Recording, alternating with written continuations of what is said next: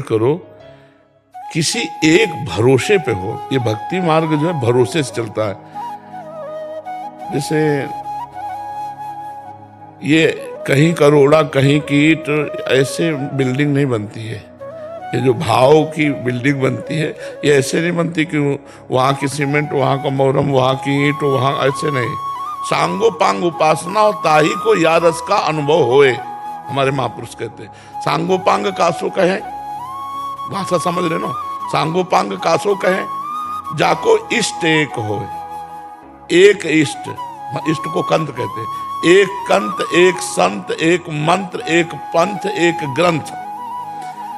जैसे हम श्यामा श्याम की उपासना करते हैं हमारे कंत, तो श्यामा श्याम के ही मंत्र, श्यामा श्याम में ही डूबे संत, और श्यामा श्याम का ही ग्रंथ, और श्यामा श्याम का ही पंथ, माने उपासना का मार्ग। तो सांगो पांग उपासना होए, तब या रस की सिद्धि होए। अब जब हमारी उपासना में आओगे तो सब बिल्कुल ऐसे हो जाएगा। सूदो चले आपने धर्म, रसकन सो प्रीतम का है। इसलिए काफी समय तक सत्संग करो। हम बात सबकी करते हैं। महापुरुषन ने सब रस गायो, यह देखनो है कि उनको हियो कहां ठहरानो, ताको गहनो। समझ पा रहे हो? महापुरुषन ने सब रस गायो, लेकिन देखनो ये है कि उनको हियो कहां ठहरानो, ताको गहनो। जहां हियो ठहरानो, ताको गहनो। तो जब हमारे से दीक्षा लेने की बात आएगी तो आपको पहले ये देखना है कि इनका उपासना का स्वरूप क्या है, इनका क्या तरीका है, कौन से मार्ग के प्रतीक हैं, क्या उद्देश्य है। ऐसे से ऐसा किसी को गुरु नहीं बनाना चाहिए, प्रवचन सुनकर गुरु नहीं बनाना चाहिए, क्योंकि प्रवचन तो सार्वजनिक हो रहा है। इनका मन कहाँ लगा है, इनकी उपासना क्या है, इनकी पद्धति क्या है। संतों के बीच में बैठो, साधकों से मिलो, बातचीत करो।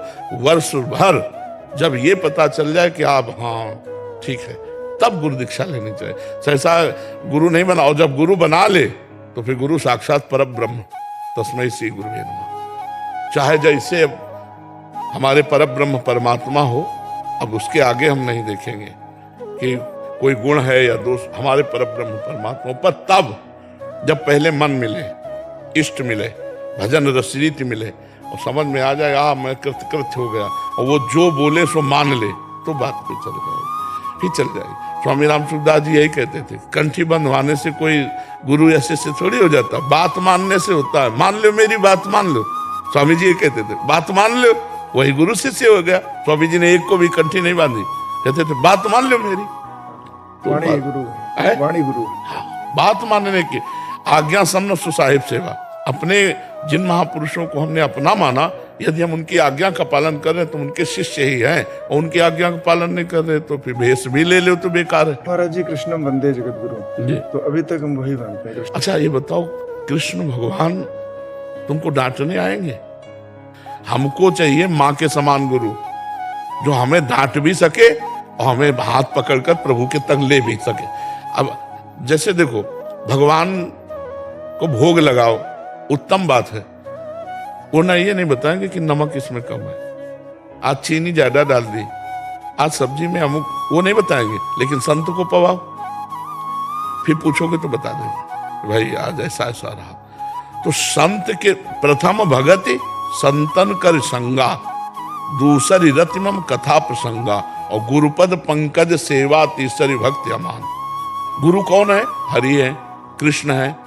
तो कृष्ण रूप में नाम उनको देख पा रहे हैं, और वो कृष्ण सबके हृदय में आज से नहीं अनादिकाल से थे, पर आज तक उद्धार नहीं हुआ। वही श्री कृष्ण बंदो गुरुपद कंज, कृपा सिंधु नर रूप हरि, तुम महामोह तम पुंज, जासु बचन रवि कर। वही श्री कृष्ण जब गुरुदेव के रूप में मिलते हैं ना, तो सब मन नाश हो जाता है।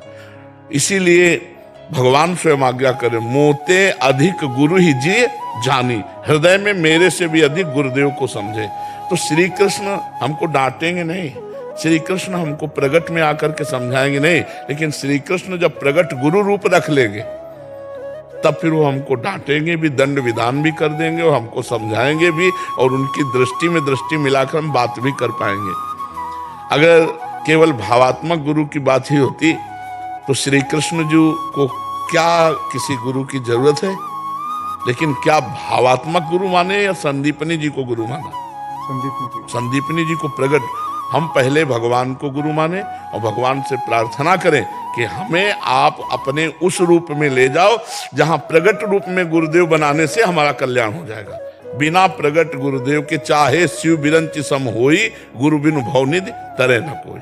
तो बिना गुरु के तो अब जैसे हम आपको उपदेश कर रहे हैं, आपको सब कर रहे हैं, लेकिन जो अपने गुरुदेव के सामने जाते हैं ना, तो ऐसे ऐसे महसूस होता है अंदर से कि जैसे हम अपने बिल्कुल भगवान के सामने आए हैं और बिल्कुल जाते ही एकदम पूरा शरीर कंपायमान हो जाता है।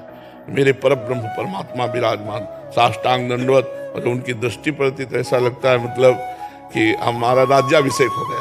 जैसे किसी का राज्याभिषेक हो ना आनंद में, तो जब गुरुदेव मुस्कुरा के देख लिए तो ऐसा लगा कि सब कुछ मिल गया। राधा वल्लभ जी हमारे आराध्य देव हैं, लेकिन गुरुदेव के दर्शन से जो सुख मिलता है वो हम आपको बताएं कहीं नहीं। क्यों? क्योंकि वो हमारे लिए राधा वल्लभ लाल जी ये रूप रख के आए, हमारे लिए पर्सनल आए, हमारे लिए पर्सनल अवतार है।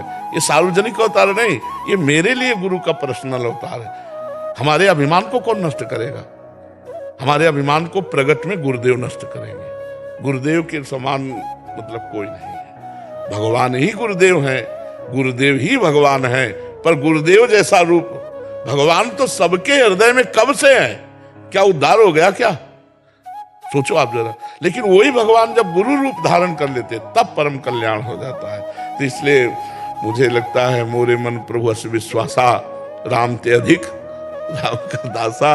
भगवान के दासों का सानिध्य मिले और उन पर हमारी भगवत बुद्धि हो जाए तो बहुत जल्दी लाभ मिल जाए। एक परिवर्तन सहज हो जाता है। हम कह रहे हैं भगवान सबके हृदय में क्या परिवर्तन हो रहा है, लेकिन वही भगवान जब संत रूप में मिलते हैं परिवर्तन हो जाएगा पक्का।